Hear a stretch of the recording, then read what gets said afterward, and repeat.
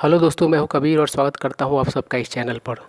दोस्तों, आज के इस सेशन में हम लोग इंग्लिश के कुछ अच्छे वर्ड्स और सेंटेंसेस सीखेंगे जो आपको कम्युनिकेशन स्किल इंप्रूव करने में बहुत मदद करेगा। साथ ही साथ हम लोग इंग्लिश के कुछ मुहावरे सीखेंगे जो आपको इंग्लिश के बहुत सारे सेंटेंसेस को समझने में मदद करेगा। तो चलिए शुरू करते हैं आज का ये सेशन। कंपेनियन, इसका अर्थ होता है साथी, खास करके वे जो हमारे साथ ट्रैवल करते हैं या फिर हमारे साथ ढेर सारा समय व्यतीत करते हैं। एवरीवन नीड्स अ कंपेनियन, प्रत्येक व्यक्ति को एक कंपेनियन की ज़रूरत होती है। कंपनी, इसका अर्थ होता है साथ, संगत। I need not someone's company, अर्थात मुझे किसी के साथ की ज़रूरत नहीं है। दोस्तों, यह एक इडियम है और इसे आप अच्छे तरीके से समझ लें, क्योंकि यह इडियम आपको इंग्लिश के बहुत सारे सेंटेंसेस को समझने में मदद करेगा। दोस्तों, जो योर लिखा हुआ है उसकी जगह पर आप हीज या फिर कुछ और प्रयोग कर सकते हैं। सब्जेक्ट के हिसाब से बाई का प्रयोग कर सकते हैं या फिर हर का प्रयोग कर सकते हैं।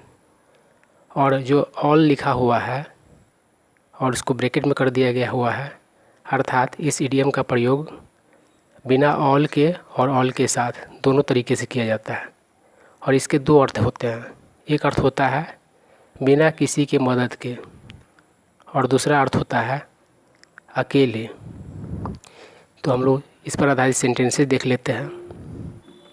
कह रहा है I can do it on my own, इसका अर्थ हुआ कि मैं यह बिना किसी के मदद के कर सकता हूँ, अर्थात मैं यह खुद कर सकता हूँ। दूसरा सेंटेंस है I live on my own, अर्थात मैं अकेले रहता हूँ। एट ऑल, दोस्तों इसका अर्थ होता है किसी भी तरीके से या फिर कितना भी, अर्थात थोड़ा भी। और हम इसके लिए नेगेटिव सेंस में प्रयोग करते हैं नॉट एट ऑल। सेंटेंसेस देखिए। I could not sleep at all, अर्थात मैं बिल्कुल भी ना सो सका, अर्थात मैं थोड़ा भी ना सो सका।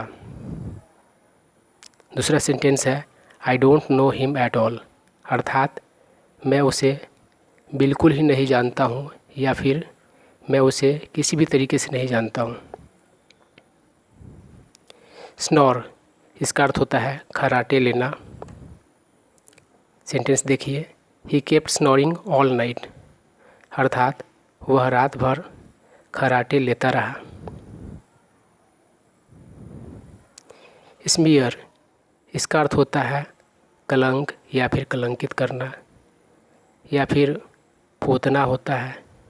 होली में हम लोग किसी के फेस पर स्मीयर करते हैं रंग। The watchman's face was smeared with blood, sentence समझ में आ गया होगा कि वॉचमैन के फेस पर ब्लड पोता हुआ था, बहुत सारा ब्लड लगा हुआ रहा होगा। रेज, इसका अर्थ होता है गुस्सा, खास करके जो हिंसा वाला गुस्सा होता है वह गुस्सा। He was blind with rage, अर्थात वह गुस्से से अंधा था। थ्रॉन्ग, इसका अर्थ होता है बहुत संख्या में कहीं जाना, खास करके बहुत सारे लोग कहीं बहुत संख्या में चले जाते हैं तो उसके लिए थ्रॉन्ग का प्रयोग किया जाता है। सेंटेंस देखिए। The boys and girls of Patna thronged to see the actor, अर्थात पटना के लड़के और लड़कियां एक्टर को देखने के लिए बहुत सारी संख्या में चले गए।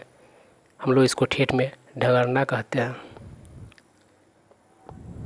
तो दोस्तों, ये कुछ वर्ड्स और सेंटेंसेस थे जिन्हें आप इंग्लिश बोलने में प्रयोग कर सकते हैं। तो दोस्तों, अगर आप ऐसे ही वर्ड्स और सेंटेंसेस को प्रतिदिन प्राप्त करना चाहते हैं तो इसके लिए आप हमारे चैनल को सब्सक्राइब कर लें, इसे अपने फ्रेंड सर्कल में शेयर कर दें। अगर यह वीडियो अच्छा लगा हो, इंटरेस्टिंग लगा हो तो लाइक कर दें। कुछ जानना हो या फिर कुछ सुझाव हो तो कमेंट करें। Thank you.